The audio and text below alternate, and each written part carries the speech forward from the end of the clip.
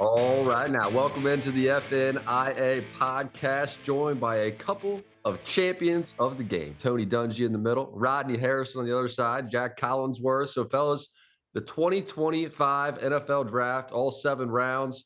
The book is closed, so now we go through superlatives of this draft class, and we are going to start with the draft winners. It is open-ended by nature. Rodney, you start us off. Draft winners. What comes to mind for you? Oh, the Super Bowl champs come to mind for me, and Jahad Campbell. They go out and get a great linebacker that can play Mike linebacker coach. He can play Will. He can put his hand in the ground. He can rush, and then to be able to come back and pick up safety Andrew Makuba, I think they actually knocked it out the park. And then to lose your big defensive tackle to the Patriots, Milton Williams, and you're able to draft Ty Robinson to come in there, a big body. I thought they just knocked it out the park, Coach. Yeah, I agree with you. You look at a team that had a sensational defense and they add 3 more guys to it. They got to be feeling pretty good about where they're sitting. I look at the Giants, another team in that NFC East, and Abdul Carter falls to you in the 3rd pick. You probably aren't thinking you're going to get him, and you do. So I think you get the premier pass rusher in this draft, and then you pick up some other pieces along the way. And the guy I'm really interested in watching is Jackson Dart, because Brian Dable picked Josh Allen. And there were questions on Josh Allen, and we don't know how he's going to be. Dable got the guy who he liked. He likes Jackson Dart. If he comes through the way Josh Allen came through for Dable, they've got a heck of a draft. That's right. Go ahead, Rod. I was thinking also the Arizona Cardinals. You look at what they've done on the defensive side of the ball. Walter Nolan, the big defensive tackle. I mean, he's an absolute stud. And then to see our boy coach, Will Johnson, the cornerback from Michigan, drop. And then your guy from Oregon, Jordan Burch. I think those 3 guys, they come in. Those are 3 starters for the Arizona Cardinals right off the top. I agree with you. They got 3 really good players, and 2 of them that we didn't think would be there for them, where they got them. They have to be feeling good. I think they got the best corner in the draft, and if he stays healthy, he's going to be lights out for them. Another team I'm going to go with, Jack, is the Indianapolis Colts, my old team. They were desperate for a tight end. They wanted Tyler Warren. And all the talk in the Indy papers, on the news, on the sports shows, we need to go up and get this guy. It doesn't matter. He's the tight end we need. If we have to give up next year's number 1, let's do it. Let's get him. And look what happened. He fell right to them. They didn't have to move at all, and they got the guy that they wanted. So they have to be feeling great. And speaking of tight ends, I'm going to go to the Bears and what they've done. And Ben Johnson, he comes in, he solidifies the offensive line. Now he adds in 6'6" Colston Loveland, just a big athletic tight end. And then a guy that I absolutely love. And I was thinking that Luther Burton will go to the Tampa Bay Buccaneers, and the Bears end up being able to grab this guy. And then Shamar Turner on the defensive side of the ball. Once again, Ben Johnson gets 3 guys that are automatic impact players and guys that are going to make a difference for his young quarterback. Yeah. That was it. Go ahead, Coach. I was going to say if you think about a winner, Caleb Williams has to be feeling pretty good right now. I had a whole offensive line put in front of me, and now I get a tight end and a receiver that can be lights out for the next 8 years. He's got to be feeling pretty good right now. Absolutely. Yeah, 1st round tight end. They got maybe the best receiver, and then they got an offensive tackle, their first 3 picks. And moreover, he gets, maybe the best play caller in the NFL to come in and coach all those guys up in a crucial year of his career. All right, how about the biggest steal? The biggest steal of the 2025 NFL Draft, Rodney, who would you go with?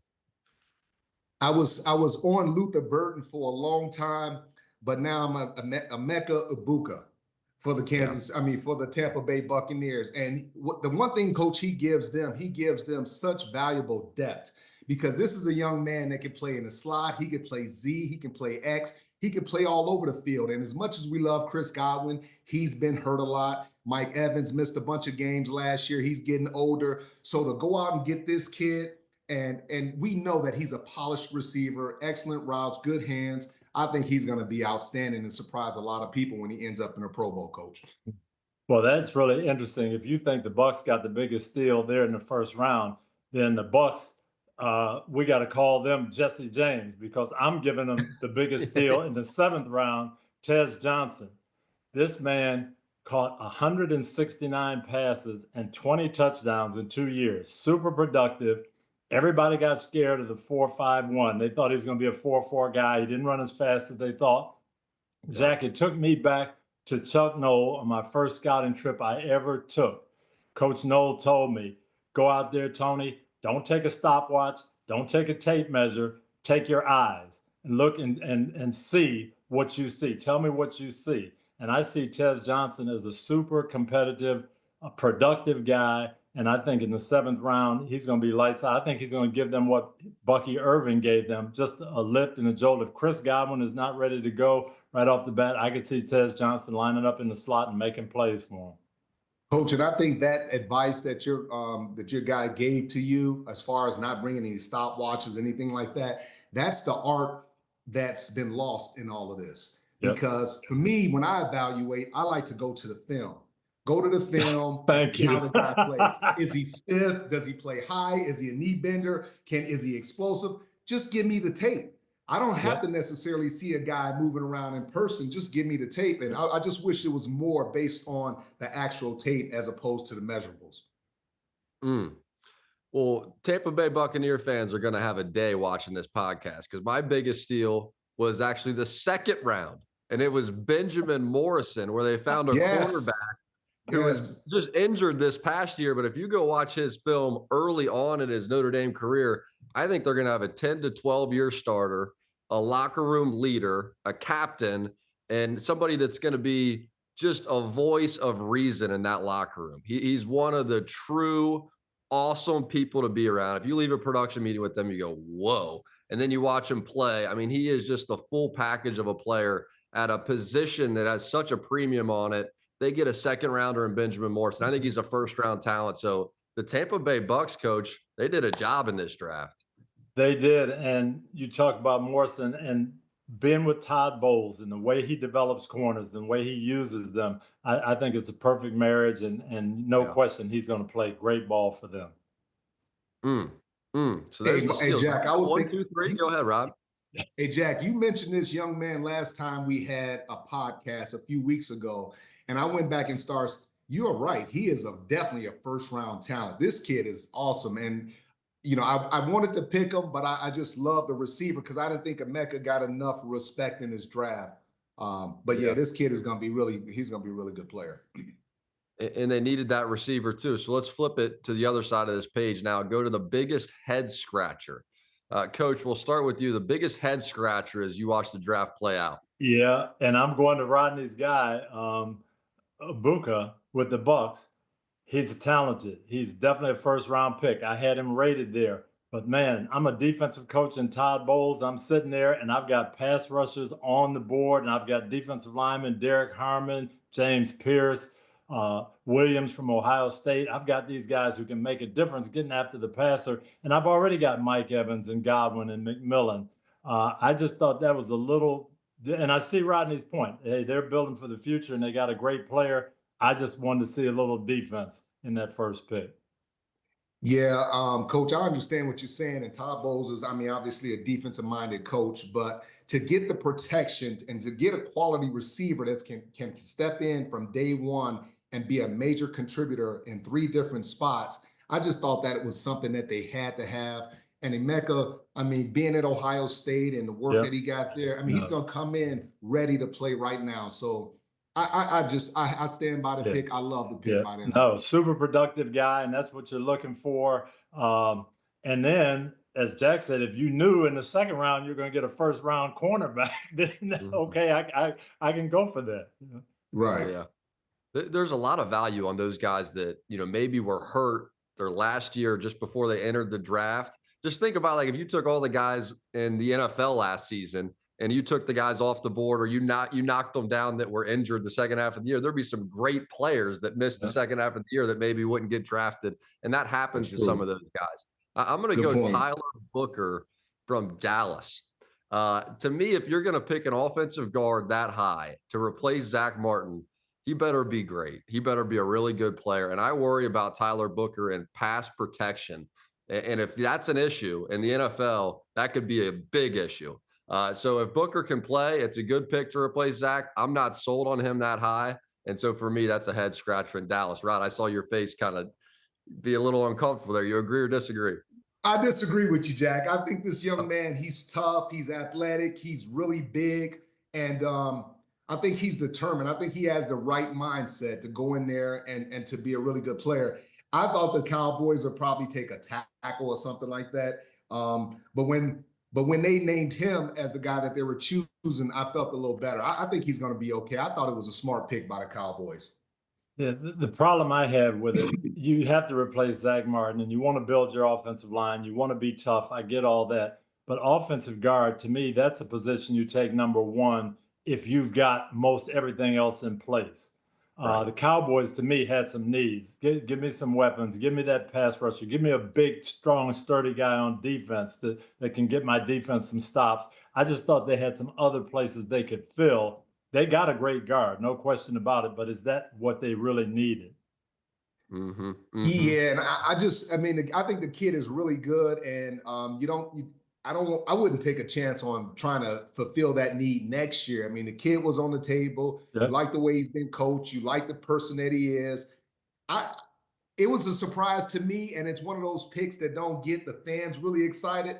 But when you go against a guy like this, and they're running the ball downhill, and he's coming down at you every single time, you'll see why they picked him. But I like and this pick. they needed him too. It's not like, oh, he's going to be a luxury. Yeah, he's going to play for them. Yeah. If he turns out to be a good player, it's a good pick. If he can't pass it, how about the best fit? So let's take team and let's take player. And what makes the most sense in a marriage? Rodney, start us off here. Best fit of this draft. Well, the best fit to me was Will Campbell, left tackle by the Patriots. Coach, we talked about this in January. I talked about Will Campbell. I just like his personality. I like his toughness. I like they talk about his short arms, and he gets upset when you talk about his short arms. But I just love everything about this kid. The fact that he's going to come in there in the locker room and be a leader right away. I think he's a perfect fit for what Mike Vrabel's trying to build. No, he will fit right into the culture there, and they're going to be happy they have him. And he's going to be a long-term guy that's going to be there 10 years playing great ball for him. Coach, how What about you, Coach? For me, I look at the Atlanta Falcons, and I'm going to go a double dip here. We did a bunch of Falcons games. They had a lot going for them, but they could not generate pass rush without blitzing. And now you come up with Jalen Walker and James Pierce in the same draft in the first round, going up to get Pierce, saying, you know what? We got a chance to get two quality defensive linemen. We can turn our whole thing around up front. I thought that was fantastic on the part of Atlanta, and these two guys are going to fit right in and make plays for them. And guys, I got one more else that I want to talk about, and it's Travis Hunter. I love the fact that this new general manager, James Gladstone, he showed a lot of aggressiveness moving up to get his guy. I think it sent an excellent message to the Jacksonville Jaguar fans, to the organization. We're going to be aggressive and get the guy that we want. And also, I think this was the perfect fit for Travis Hunter because they're going to allow him to play both sides of the ball. So it's no question, will they give him an opportunity? They said, hey, we're going to play this guy on both sides of the ball. Now, I played with a guy that played a little nickel back, and he played as a starting wide receiver, and it was Troy Brown. And Travis Hunter's a lot more athletic than Troy Brown. So I do believe that the kid can play both ways, not every play in certain circumstances, but he will be able to bounce from wide receiver to corner and play. He's that special. Yeah, he's definitely a weapon. And you figure out where you need him. If I need that lockdown corner and that guy to make plays over there, I'll play him on defense. If my receiving core doesn't come around, he can be the difference maker on either side of the ball. And I think that's why they went up and got him. It's a great one, Rod. That was my best fit too. It was Travis Hunter in Jacksonville, just because they had that plan for him. Like it's rare that the player's vision and the organization's vision of how he's going to be used aligns. And it just seemed like it aligned perfectly on this one.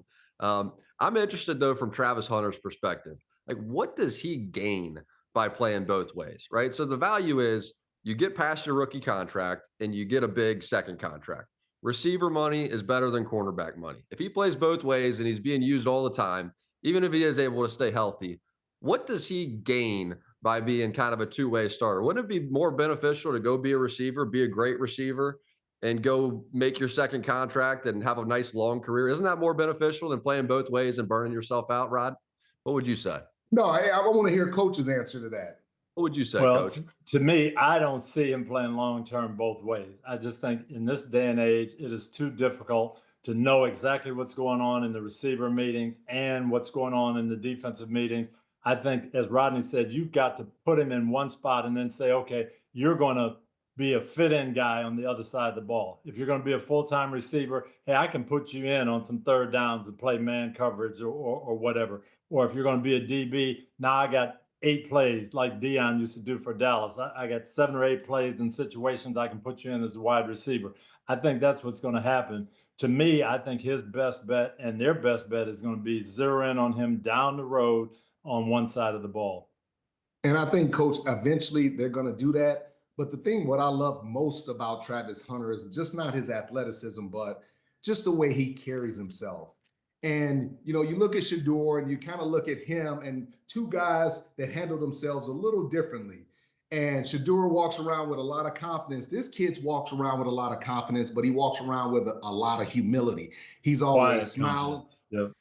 The quiet confidence. He always smiling, and he's dancing and just his personality is electric. So Jacksonville did themselves a justice by drafting this kid because he's going to bring a lot of joy and competitiveness to that locker room. Yep. Yeah. I talked about this a little bit on one of our earlier podcasts. Rod Woodson fell to us to the 10th pick in the draft because people were saying, well, he's a receiver, he's a DB, where is he going to play? He hasn't played either one all that much. We decided to use him on defense, but he could have been a great receiver as well, kick returner. I mean, those guys can do anything. It's just how you use them, and they'll get the most out of him, and he's going to be a dynamic player wherever they play him. Yeah. And the other thing with this pick, too, is they got to sell some tickets in Jacksonville. I mean, it's kind of becoming a bit of a dire situation down there. And I can make the case that of every player that was picked, maybe nobody would sell more tickets than Travis Hunter. I mean, he's the flashy star kind of guy, and they need one of those weapons, but they need somebody that's going to galvanize a fan base, too. And I think Travis Hunter is at the top of those charts. Would you guys agree? No, absolutely. Question. Man, absolutely. And he's, like I said, he's dynamic on the field, but he has a dynamic personality and he embraces fans and kids. And that's what you want to see, man. I think he's great for the game. I'm really extremely happy for him. We got to hit on this Shedeur Sanders. This feels like the right place to do it to me because he slides all the way to the 5th round. And there's 1,000,001 theories as to how and why this could have happened. And Coach, one of the theories that gets brought up a lot is the interview process and that he didn't interview well with these teams. Take us inside that interview process and what that's like. What kind of questions? What's the dynamic? How does that all go down? Yeah, and basically at the combine, you have 15 minutes to sit with the guys and you want to find out about them. And then the guys you're really interested in, you're going to go on campus or you're going to get somewhere and talk to them and interview with them. Shedeur didn't talk to everybody. And that to me was a mistake, number one. And then number two, you have to go sell yourself and you have to make people comfortable with you. I can remember we drafted Dallas Clark in the 1st round and we flew him in that night. And he was the most surprised person in the world because he said, Coach, you talked to me for 15 minutes at the combine. You never asked me one question about football. All you asked about was my family and growing up and what I wanted to do after football's over. I thought you were just blowing me off. I said, Dallas, that's what I wanted to find out. If you're going to be a great teammate, if you're going to be a Colt personality, that's what teams want to know. And that's what they want to figure out, Rod. Wow. Is this, so what's the question overall, Jack? Just making What do you think happened, Rod? Take Shedeur Sanders. What do you think happened? I think you just look at him and his team just didn't handle everything the right way. I guess they thought that he was going to be a top 5 pick, top 10 pick, and just the way he conducted himself. When I heard that he turned down interviews, that's when everything changed for me. Because as a young man, all the people that you interview with, eventually down the line, you're going to have to interact with those guys. They're going to be general managers and personnel directors for other teams and stuff like that. Just take the time, give yourself an opportunity, like you said, Coach, to sell yourself to these people. And when he started turning down, to me, that showed a level of that showed, hey, I'm too good to talk to these teams. And after that, my whole perspective changed on him. And that's what went down. He thought that he was better than what he was. Now he's a 5th round pick, just like me. He's got to get it out the dirt, Jack. He does have to get it out the dirt, and he's going to also have to beat out 4 or 5 quarterbacks, to make the team, but to get a chance to play. I mean, that is going to be one of the most crowded quarterback rooms now, between Joe Flacco and Kenny Pickett and Watson, of course, who still has the injury, but Gabriel, and now you're going to have Shedeur Sanders. I mean, Coach, when you think about that quarterback room and 5 guys being in there, how do you play this? Are you thinking about trading these guys as it goes? What are you thinking putting that room together? Yeah, that's very difficult because normally in your quarterback room, you have your guy that's, your number 1 quarterback. How many reps does he need? You're going to figure that out for him. And then you've got a guy that you want to develop, and you're going to give him the rest of the reps. And it basically is 2 guys that you're really trying to get ready for the season. Well, they've got 5 guys they've got to figure out who is our number 1 guy. We don't know that. Which one of these young guys? Is it Shedeur? Is it Gabriel? Is it Pickett? Who are we trying to develop? And there's not enough reps to develop all 5 of those guys, Rodney. Right. Yep, you're right. It's not enough reps. And the thing about Deshaun Watson, I said it last year that I would send him home, pay him, and he would not be part of my quarterback room. I do believe that Shedeur is better than Gabriel. And if I had to put some money on it, I would say that they probably start Flacco over Kenny Pickett. Kenny Pickett ends up being the 2nd quarterback. And I think Shedeur, given some reps and some time to develop, I think he'll be that 3rd quarterback. And maybe Gabriel goes on practice squad or something like that. But yeah, I think that's what's going to happen. I'm just going to caution you, don't sleep on Dylan Gabriel. I'm not, Coach. I had him in the 1st round at the Pittsburgh draft. I watched this kid. Now, I watch Oregon like you watch Tennessee. And I saw Bo Nix do some of these same things last year. This young man has played a lot of football. He's played in different systems. He's mobile. His teammates gravitate to him. He's gonna scratch some heads. He's gonna have people saying, okay, I don't know about this guy before it's all. Well, maybe that's why he's a 3rd round pick too, right? Yeah, I think they saw something in him that they like, and I can understand why. And you talk about leadership, and that's what they need at the quarterback position, Coach. I don't care if it's a veteran. I don't care if it's a young guy like Gabriel. They need consistency, and they need a leader, somebody that when they come into work, they can say, you know what, we have a chance. We have a chance to be successful because we got this guy. And when you don't have that, you just don't have a lot of hope. And let me say this about Shedeur. Shedeur is a smart quarterback. He knows the game. He's in that football background. He's got intangibles. He has played and gotten his teams better, both schools he's been at. So he's got a lot going for him. He's just got to figure out, I don't have to be the entertainer. I just have to go in and be the quarterback. And if he does that, he's going to be fine. Mm-hmm. Hey, Coach, that is so well said. And if you ask me a question, say, what advice would you give Shedeur? And I think my biggest advice would tell him, just make sure that your motivation is pointed in the right direction. You don't want to lash out to the media because they're not your enemies. You want to embrace the media. You want to try to establish a relationship with those guys. And away from your father, you want to establish who you are as a person. So work really hard to gain the trust and respect of your teammates, because that's who you're trying to impress. It's your teammates. That's who I always tried to impress, was my teammates. And then the coaches came after that because they know how hard you're working. If you're meeting with the quarterback coach, if you're staying after throwing routes like Peyton Manning used to do before and after games and stuff like that, Coach. So that's what I would tell Shedeur, is make sure your motivation is just pointed in the right direction, and don't make the media out to be the bad guys. Establish a relationship with them, and things will work out a lot better for you. Yeah. And I look at your old quarterback, Tom Brady. And we see him now, and he's in social media a lot, and he's doing a lot of things, and he's all over TV. When he was coming up in 2001, 2002, I never saw Tom Brady on anything other than you guys practicing. Hey, that's it. And it's funny, Coach, because I remember an incident that Tom had an opportunity to do a signing of something, and they offered him a ton of money. And he was like, nope. And I'm like, you turning that down? Nope, it's football time. And that's what Shedeur needs to be. He needs to be all football. You talked about it, Coach. He's a smart kid. He's had his father. He's been raised the right way. And he is a humble kid. He just has to show it. Stop worrying about being an entertainer, entertaining everybody. You entertain when you're on a football field. Yep.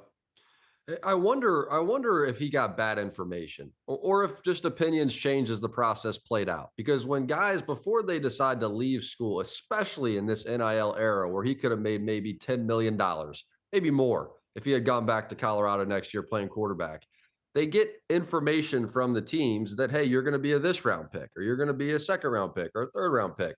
This dude thought he was going to be a first round pick. I mean, maybe a top 15 pick, probably did think he'd be a top 15 pick.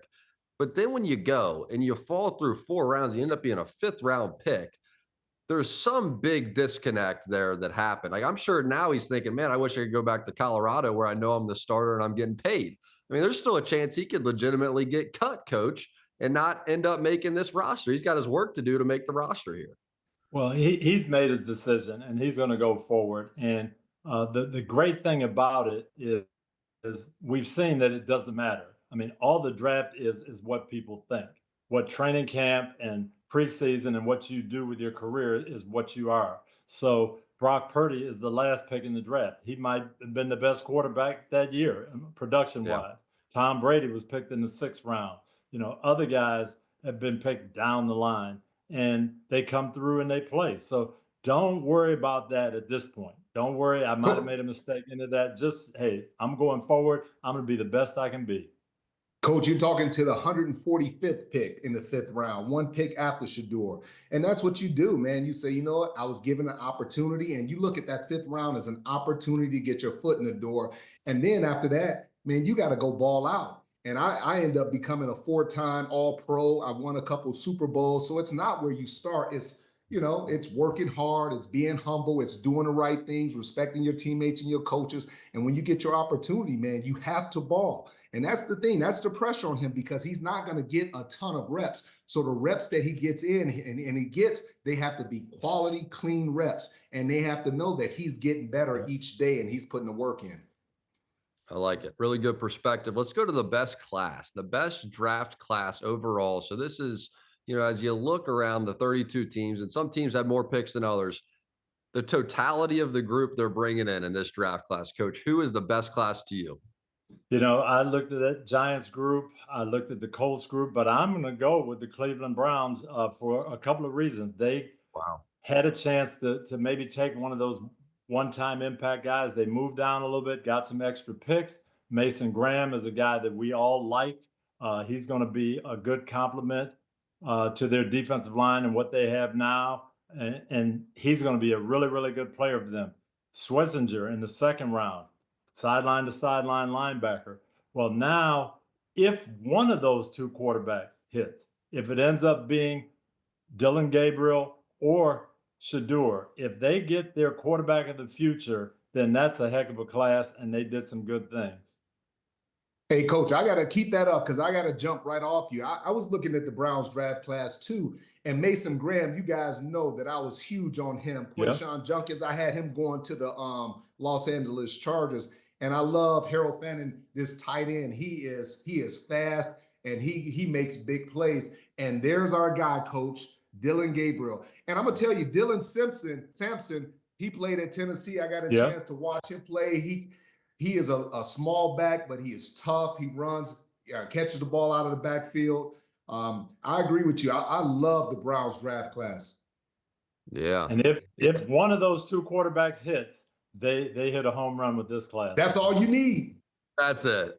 That's it. They took a quarterback room that was depleted. There was desperation to it. You know, I mean, you had Flacco in there. Watson's not going to help you this year. Kenny Pickett's a big question mark. but they gave themselves hope. It almost reminds me in a different way of the Steelers last year, a younger way. I know they got some vets too, but some of this youth they're bringing in where it's like, let's just throw some quarters in here and see if one of these things hits. So I respect that. Rod, how about for you? Best class? I just agree with Coach. That was it. Cleveland. 100%. Oh, you went Cleveland too. I did. Okay. And let me just speak on Atlanta, because Atlanta for me was the best trade. Atlanta, and Coach, you talked about them coming back and getting the pass rushers. James Pierce is the fastest edge rusher in this draft. I mean, I've seen this guy. He's not a big guy in terms of size. He needs to put on about 10 or 15 pounds at least. But you see this guy coming off the edge. And I'm going to tell you something else. Jalen Walker is a guy that can play off the ball linebacker. He can line up in the dirt. And Xavier Watts, I had him as a first rounder, and they end up getting him in the third round. I love the Falcons. They got a safety in the third round. They got him in the fourth round. And I think it's really going to help their secondary, which is taking off last year. I like it. I was between Baltimore and the Giants, and I got to be honest, I was thinking Cleveland too. I did kind of like what they had done. I'm going to go with the Giants. Just waiting, being patient, getting Carter, arguably the best player in the draft, and then coming back up where the rush on quarterbacks I thought was getting ready to start, whether it was via trade or early second round with teams jockeying for position. To go, if Jackson Dart's your guy and you think he's better than Shedeur and they got 2 first-round picks right there with Dart and Carter that could really change their team on both sides of the ball. And it's a desperate coach. It's a desperate GM. They get help for their offensive line, defensive line, a new running back coming in as well. And so I just like what they did in terms of flipping their team around on both sides of the ball. And it could be franchise-changing picks. The question is, can they make an impact fast enough to save their jobs? And, Coach, what would be your thought on that? I love this class, and the whole thing is Jackson Dart. If he is what Brian Daboll thinks he is, then they're going to hit a home run too. If he's not, then that is going to be you guys traded up, you gave away this to get this quarterback, and he's not playing. Jackson Dart is going to make or break this class. For me, I was excited when they got Darius Alexander, the big defensive tackle, to go next to Dexter Lawrence. And you start looking at Dexter Lawrence, you look at him, and then the pass rushers that you have. Kayvon Thibodeau, his contract is going to be up after this year. So if you decide not to pay him, since you paid Brian Burns $114 million, now you have a rookie in Abdul Carter that comes in. But I love the competition. I love the fact that they have 3 guys rotating. And, Coach has probably had the best pass rush that I've ever seen with Dwight Freeney and Mathis and those guys, and they didn't have to blitz to gain pass rush. And this defensive line, you're right, they're putting it together. It's going to be like Philadelphia. Philadelphia is smothering people with that defensive line. These guys have the chance to do the same thing with this group. Yeah, and that's a big reason why they went out and got that big defensive tackle to stop Saquon Barkley and the Philadelphia Eagles, because of how big their offensive line is and how well they run the football. And you have Bobby Okereke and those guys playing linebacker. I love what the Giants have done on the defensive side of the ball, adding Javon Holland and Paulson Adebo and those guys. Yep. This was fun, man. You mentioned those running backs. I mean, a couple first-round running backs, that position. It would be interesting to see what happens with running back, because Saquon Barkley obviously doesn't get paid in New York there, goes to Philly. Impact is massive, and they win a Super Bowl. So now does value come back to the running back position? Jahmyr Gibbs last year went in the first round. He changed things for Detroit instantaneously. So we've now seen those guys come in with that kind of impact. And we have 2 first-rounders, 1 to your Chargers there at the running back position, Rod. Absolutely. And Omarion Hampton, he wasn't the guy that I would have chosen, but he's still a really good quality back. He's a big guy, which Harbaugh likes. He likes big offensive linemen and big running backs. So it should be fun, and it should really help open up that offense for Justin Herbert. I love it. Well, fellas, thanks for doing this. Thanks for doing all the homework on it. And, man, it's so much fun to look at these guys, and now to look at not only this season, but next season and how their careers develop from here. The 2025 NFL Draft class is set. The FNIA podcast is out. We will see you guys next time as we discuss the entirety of the offseason and start getting you set for the Hall of Fame game. Appreciate you guys so much. We're out. Great seeing you guys. A lot of fun. See you later, Coach.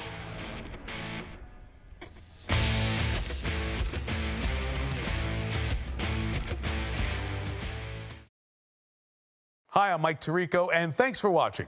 Make sure to hit subscribe for the latest news and highlights from NBC Sports.